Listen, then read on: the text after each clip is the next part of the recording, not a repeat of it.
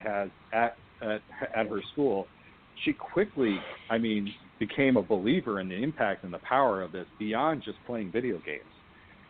She went out and got a jersey and everything. She got one of her school's jerseys and everything, and she even helped us out by making a presentation to one of our local community colleges that was thinking about making the investment in esports. And so those kind of people, those people who are, I guess, are now converted, believers or whatever you want to call them, they become powerful assets in making the case around esports. And again, when you go back and you look at your strategic goals, and if you're tying esports into all of them or in some way attaching them to your strategic goals, that makes the conversation, again, so much easier, especially when you're talking to school board or when you're talking to parents or you're talking to administration. Our own school district right now, we're facing a $6.5 million budget deficit. But we're not looking to cut esports. In fact, we're looking to figure out how do we better fund our esports programs, because we do see the value that's in it, because we are talking to things from the perspective of this is impacting our strategic initiatives in the district. And to say what we're doing here in Racine can easily be taken and, put at Southern University Lab School, I'm not saying it. None of this should be turnkey. None of this should be, let's just take this and plop this in somewhere else. That's where all of this is custom. What works for Southern University Lab School may not work for Racine Unified, and vice versa. So that's why it's important to really do the research, talk to people in the industry, listen to the podcast, listen to interviews like this, and really start to develop an intelligence around what it is that you're trying to do. James, from a community aspect, I know you're speaking on the district that you're in, and like you said, this is your second or third time doing so. From that community piece and the parents and all the buy-in from the community, what are those conversations like? How do you sell them on esports? Is it events? Is it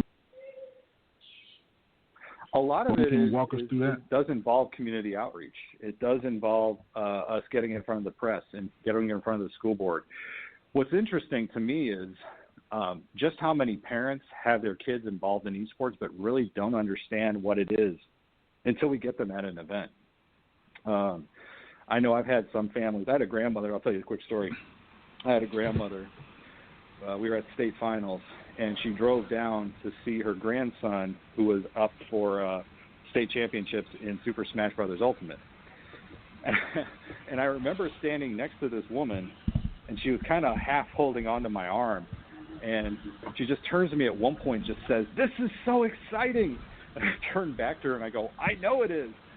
And it's just that getting them in to see that this isn't just kids just sitting around playing video games in a dark room, that there is real competition here, that this is, the medium is different, but this is really, to me, in my mind, the competition is no different than football. The preparation is no different than basketball. The excitement is no different than any other game that we might traditionally play in athletics. It's just the medium is different. So I really, I think that helps with getting that community buy-in. And again, making sure that your messaging is on point. I make sure that all of my general managers, we have regular meetings to talk about what our messaging is going to look like. We even had one just yesterday. We were talking about, hey, how can we use this time to solidify our processes, to get our code of conducts aligned, to make sure that our social media presence is going to be lined up. Having those things in place, again, help make the messaging so much more consistent and better, especially, like I said, when we're talking to community members and we're asking for, hey, support us. I definitely understand that and definitely agree. We focus on those standpoints here at the lab school all the time. Could you kind of go into, just for a brief second, as far as like all the courses and teachers that are involved within the ecosystem of your esports program in the district? Like, can you tell the listening audience, like, what's that foundation, that's surrounding esports within the school district? The hard thing, I guess, with the general managers, that's what we call our adults. They're teachers who are supporting our students. We don't call them coaches, and we don't call them coaches for a very good reason, because a coach it sets a level of expertise that's expected in a mindset. You know, words matter. So when we call them a coach, the pressure is on them to be front and center and lead and direct. And for some of our adults, some of our teachers who are helping our kids out, they are not content experts in this. You know, we have to be mindful that there's a lot of teachers stepping into this space now who are very supportive of kids. They want to help kids out. They want them to be successful, but they're being vulnerable. And that's a hard thing for a teacher to be, as vulnerable sometimes, because they are looked to so much as being content experts in these fields. And so we want to take the pressure off. So general manager is the term that we use. And we support them through ways like saying, hey, your content expert is going to, a lot of times, maybe be one of the kids on your team. You know, you're going to rely heavily on your captain who knows these games inside and out. You know, that's a weird paradigm that doesn't really translate into traditional athletics season. You know, you don't see a football coach who goes, all right, I'm going to leave it to the quarterback to decide all the offense. I'm going to leave it to the linebacker to decide all the defense. This is totally unique. This is totally different, and it needs a different level of supports.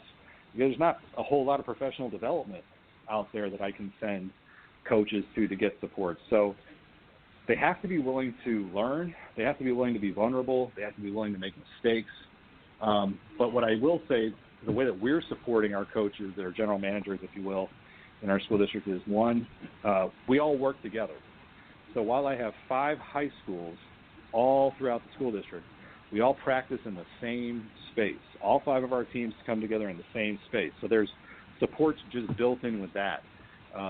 There's also the fact that we pay our people well. We pay them on an hourly rate to be part of this. They're going at it from September to March. And so the fact that they're getting paid to handle this means that they're taking this as professionals to be not just an opportunity to make a paycheck, but they're also engaging fully into this. Wow, man, it sounds like you're on all cylinders, and I'm proud that you're doing so. We have go ahead. Wait, Chris, I don't want you to think that, and I don't want other people to think too, like, oh man, I'm not getting paid, or am I really, doing? If you've got the best interest of your kids at heart, and you're really trying to build something great, honor that. And Chris, what I see you all doing down in Southern University, I mean, I love the fact that you have embraced the game like NBA 2K. I'm following your lead here. Like, I look at you all down there going like, NBA 2K is the game that I want, and we're going to be for the state of Wisconsin. We're going to be piloting that here coming up in our late fall season, and I'm excited about that because I looked to Southern University Lab School, and I saw the things you were doing with that. That's one of the reasons why I said this is the game we need to be in. This is a game that we need to bring into our school, and we've gotten some really good feedback. I was surprised, and I don't know if you see this, Chris. Maybe you can tell me this. I was stunned to see how many girls are into NBA 2K, especially 7th and 8th grade girls. Do you all see that there at your school? I see it in the school. I see it in the state. I can even see it in the regional area. And just from that game standpoint, 2K, them bringing in the WNBA piece this year, and hopefully they add in a female build to the game, is going to completely change that game. Because females are playing the game, young females and old females, and they pretty much have to make their characters look like men. So you'll be surprised how many women characters you'll see on that game once they make that step. So I'm excited. Yeah. I hope they go in that direction. All right. Well, I'll be leaning on you then for guidance for sure. As we're trying to navigate all this. No, for sure. I'm excited to see. It's not a real big title in the game space as far as esports yet, but it has the opportunity to be probably one of the top 5 titles. I would say. We have a few minutes left. We have about 5 minutes. There's two topics. If you could spend maybe like 2 minutes on each one, or a minute or so. Sure.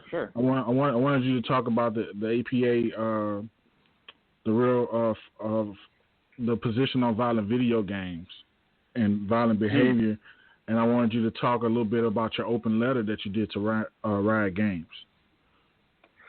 Well, the the short answer I'll give everybody on the violence in video games is that violent video games do not create violence. There has been no studies that have been shown that, somebody plays a violent game and they go and smack somebody else.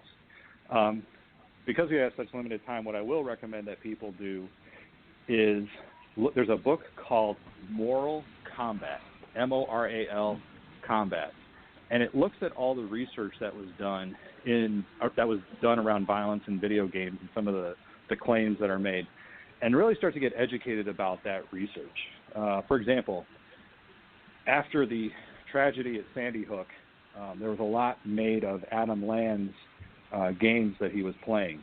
And he was playing a lot of video games, but that game that he was playing incessantly over and over again was Dance Dance Revolution. Not exactly a violent video game in and of itself. And it's really important that, because you are going to have parents who are going to ask questions about that, and a book like Moral Combat and reading some of the research by the American Psychological Association is very important in the role that you're taking on. You need to research, you need to understand the research, and you need to be able to have these conversations. And don't get angry about it when people ask these questions, because you're going to get asked that question a lot. But really try to understand the perspective of the person who's coming at you asking that question, and really try to empathize, but then try to educate. That's what we do. We're educators, so we need to educate around that. But the other one, I guess, to kind of shift gears, is around the open letter to Riot Games. And I'm really concerned about, in esports, there's a tendency, I guess, to that developers own their intellectual property. And they can do that. I am not going to ever say that a developer, can or cannot have control over their intellectual property.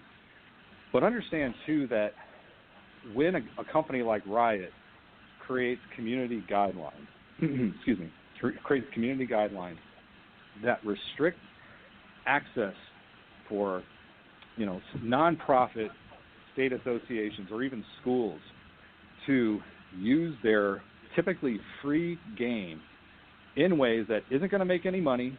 We aren't harming anybody's intellectual property. We're just trying to play a game.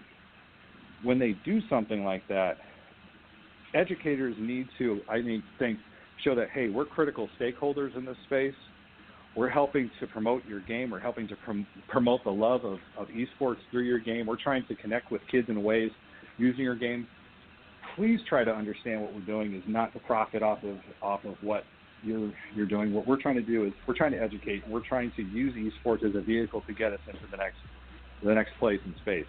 We want to do that. And if a company like Riot, misunderstands what we're trying to do, I hope that through the open letter and the almost 400 signatures that we have now, I hope that Riot starts to see that esports in the K-12 space and even the collegiate space needs to have we need to have a pathway. We need to have an opportunity to have a path to connect with our students and use their games. We would love to have them as partners, but here's the reality too. If Riot doesn't want us to partner with them, or they want to control their intellectual property to the point that we can't use it, then guess what? We will, because this is the great thing about esports. There's other game titles we can use that are going to get us to where we want to be with our students, and we'll do that. That's all. Herman, do you have any closing remarks? No, I just would like to thank James for being a champion for his school district relative to esports and moving this industry forward. Again, Chris, when you came to me around a year ago to have this discussion, I didn't know how the doors would open, and now that, as they say, Morpheus, I've taken the blue pill. I've seen I've seen a little bit different from a different lens relative to the impact that this can have on student achievement, especially when we start talking about coding, broadcasting, just being gamers, set design, and so forth and so on. And we're going to embrace it and look forward to working with James in the near future.